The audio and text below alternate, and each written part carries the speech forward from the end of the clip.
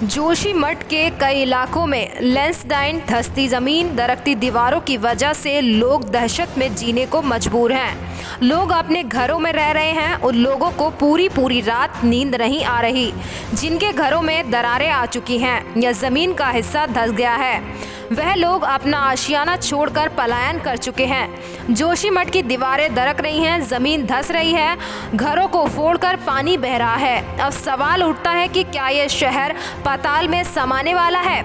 बद्रीनाथ धाम से महज 50 किलोमीटर दूर जोशीमठ में सड़कें फट रही हैं। बिना सोचे समझे निर्माण और कुदरत से खिलवाड़ का खामियाजा ये शहर भुगत रहा है।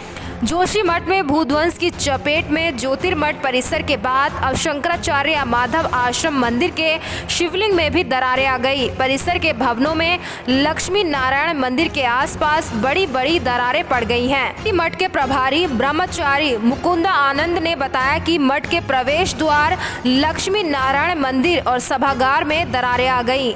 इसी परिसर में टोटकाचार्य गुफा, त्रिपुरा सुंदरी, राज राजेश्वरी मंदिर और ज्योतिषी पीठ शंकराचार्य की गद्दी स्थल है। शंकराचार्य की गद्दी स्थल के सामने आई तस्वीर हर किसी को तकलीफ पहुंचा रही है। ज्योतिर्मठ के शंकराचार्य स्वामी अभिमुक्तेश्वरानंद सरस्वती ने जोशीमठ में हो रहे भूध्वंस पर चिंता जताई है। उन्होंने कहा कि ज्योतिर्मठ की भी इसकी चपेट में आ गया। उन्होंने प्रदेश सरकार से भूध्वंस में प्रभावित परिवारों को त्वरित राहत पहुंचाने और उनके पुनर्वास की समुचित व्यवस्था करने की मांग की है। उन्होंने कहा कि पिछले 1 वर्ष से जमीन धंसने के संकेत मिल रहे थे, लेकिन समय रहते इस पर ध्यान नहीं दिया गया। इस पर शंकराचार्य स्वामी अभिमुक्तेश्वरानंद ने कहा कि जोशीमठ में जमीन धंसने की घटना बेहद चिंताजनक है। ऐतिहासिक एवं पौराणिक सांस्कृतिक नगर जोशीमठ अब खतरे में है। 1 सप्ताह से जमीन धंसने से 500 से अधिक मकान प्रभावित हुए हैं। मकानों में दरारें आ गई।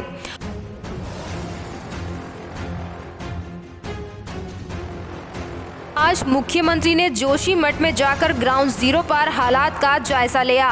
इस दौरान उन्होंने यहां प्रभावितों से बातचीत कर कहा कि प्रभावितों को सुरक्षित स्थान पर पहुंचाना उनकी पहली प्राथमिकता है।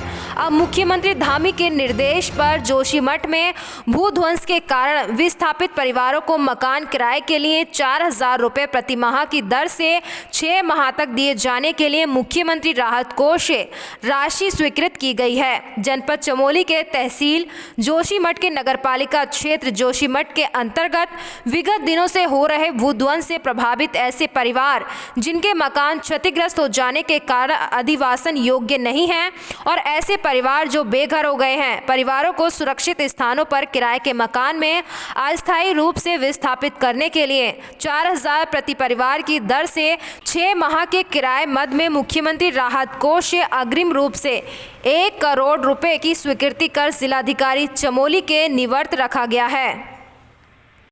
कालिक में है कि यहाँ पर जो ड्रेनेज प्लान वगैरह है उस पर जल्दी से जल्दी काम हो, उस पर तमाम औपचारिकताओं पर न जाके तत्काल उस पर काम होना चाहिए। और इससे जो पहले भी मैंने जो समीक्षा करी है, मैंने कहा है कि उस पर कोई किसी विभागीय औपचारिकता में न जाते हुए सीधे अप्रूवल की ज़रूरत है, मेरा अप्रूवल ले लिया जाए और उस पर जल्दी से जल्दी जो लंबी प्रक्रिया होती है लंबी प्रक्रिया में नहीं जाएंगे, क्योंकि जो भी काम यहाँ पर होने हैं दीर्घकालिक, चाहे ड्रेनेज का हो चाहे सीवरेज का हो, वो इस बार इस मानसून से पहले होने हैं। लेकिन अभी विषय ये है कि अभी कैसे सबको किया जाए और भविष्य में जब पुनर्वास की स्थिति बनेगी तो उसके लिए भी हम लोगों ने 2 स्थानों का बात करी है। पीपलकोटी के आसपास भी 2 स्थान है और कोचर पर, उस पर भी हम काम कर रहे हैं। हम इस समय संकट की घड़ी में पूरी सरकार सभी हमारे जोशीमठ वासियों के साथ है और बाकी जो भी काम करना है कुछ निर्णय हमने लिए हैं यहाँ पर। लेकिन मुख्यमंत्री जी, यहाँ पर जैसा हम लोग पिछले 2 दिन से देख रहे हैं, यहाँ युद्ध स्तर पर काम करने की ज़रूरत है, क्योंकि हालात इतने नाजुक हो चुके हैं। हर घर में दरार है, हर सड़क पर दरार है। तो ऐसी स्थिति में मुझे लगता है कि बहुत तेज़ी से काम करने, उसके लिए कोई प्लानिंग है कि कोई तेज़? नहीं, हम अपने इस स्तर पर, सरकार के स्तर पर अलग अलग विभागों से इस पर नोडल अधिकारी इत्यादि बनाएंगे। देहरादून जाकर सभी पर हम चर्चा करने वाले हैं और कल भी हमने इस पर चर्चा करी है और निश्चित रूप से युद्ध स्तर पर काम होगा और एक एक सेक्टर को ठीक से कुछ घरों के सेक्टरों के रूप में बांट कर भी काम होगा। कल आपने वैज्ञानिकों के साथ समीक्षा की, उसमें क्या बात निकल के आई कि क्या वजह है इसकी जिसकी वजह से ये स्थिति इतनी नाजुक हो गई है? अभी वैज्ञानिक पूरे निष्कर्ष पर नहीं पहुंचे हैं और जैसे ही वो निष्कर्ष पर पहुंचेंगे और हम लोग सभी जितने केंद्र सरकार भी एक टीम हाँ, भेज रही निश्चित है। रूप से लगातार प्रधानमंत्री कार्यालय भी, गृह मंत्री जी के यहाँ से सभी जगह से अपडेट हो रहा है। जल शक्ति मंत्रालय भी अपने स्तर पर काम कर रहा है। बाकी हम सब भगवान से प्रार्थना करते हैं। मैं भगवान नरसिंह जी के दर्शन करने आया हूँ, उनसे भी प्रार्थना की है कि हमारे इस पौराणिक महत्व के इस शहर को, पौराणिक भी है, धार्मिक भी है, आध्यात्मिक भी है और मठों में सबसे पहले स्थापित होने वाले मठों में से है। सीमांत क्षेत्र का एक केंद्र है,